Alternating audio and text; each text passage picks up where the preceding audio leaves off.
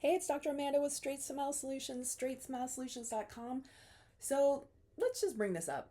I'm not pointing fingers, but let's say you're using DM, dental monitoring, Grin, Invisalign Virtual, or one of a handful of other remote monitoring companies that are out there to help you monitor your orthodontic case.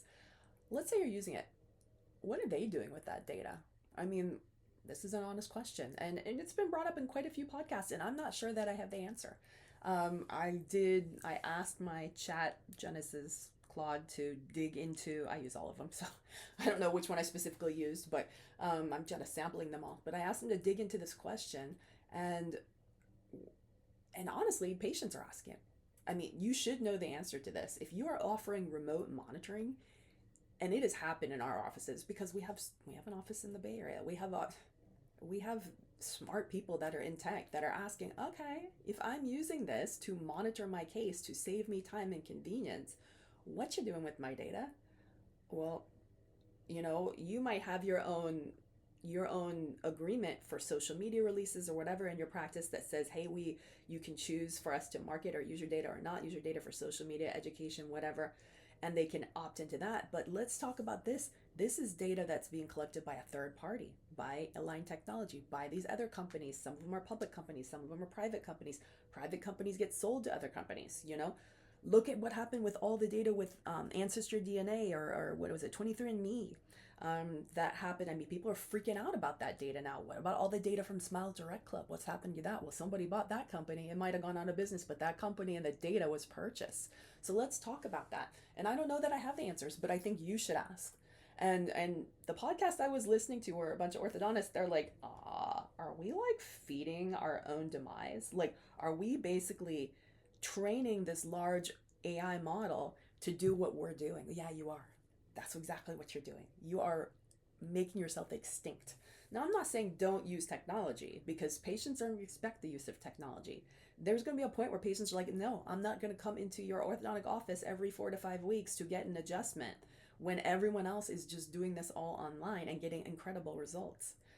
Screw this data. So let's talk about this a little bit. How do companies use your data for AI?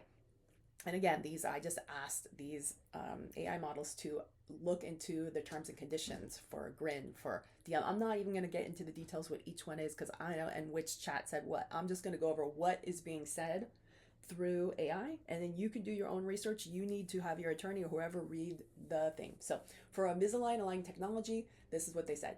Their privacy policy notes that they may act as the controller of your data and anonymize or de-identify for internal purposes like research, development, and training. That data helps their AI analyze how teeth shift over time and predict movements and patterns.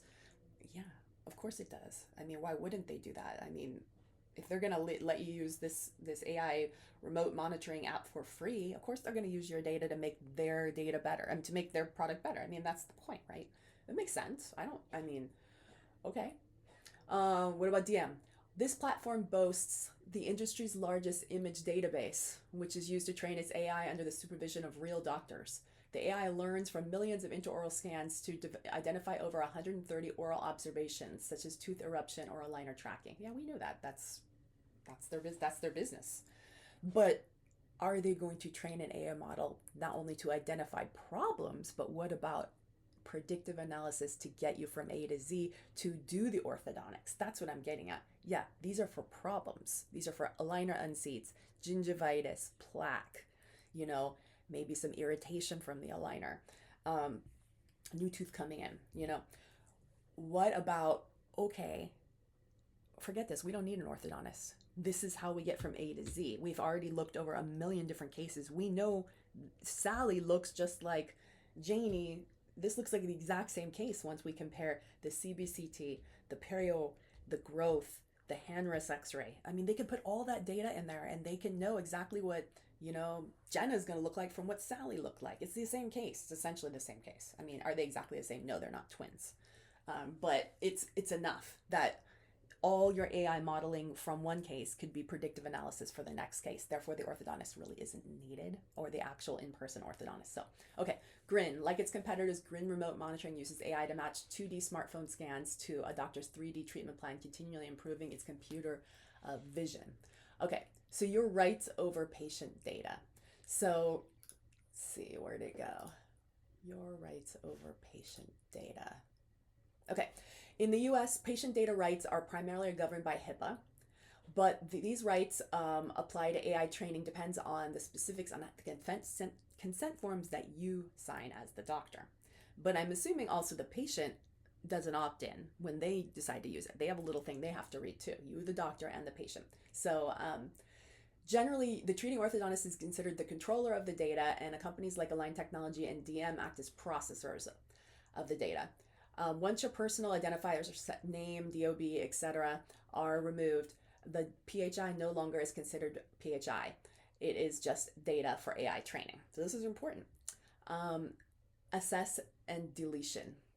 Under many jurisdictions, you will have the right to request access or correction or deletion of your personal or another patient's personal information. However, the data has already been anonymized and integrated into the training model. It might be impossible to delete it.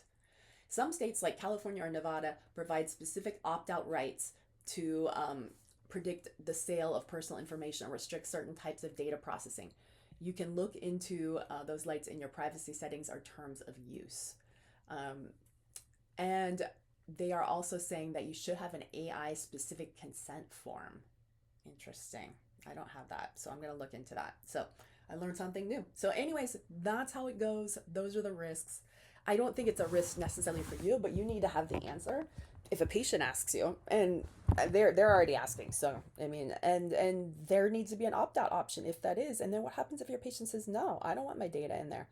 So what's their option? Then they're going to have to come in every month. How does this? We're sitting here selling all these things, saying, hey, you're using Invisalign, you're using this tracking app, this is going to save you so much money. Are we charging more to do in-person visits? I mean, how is this going to work? I don't know. So it'd be interesting to get your feedback. All right, thanks.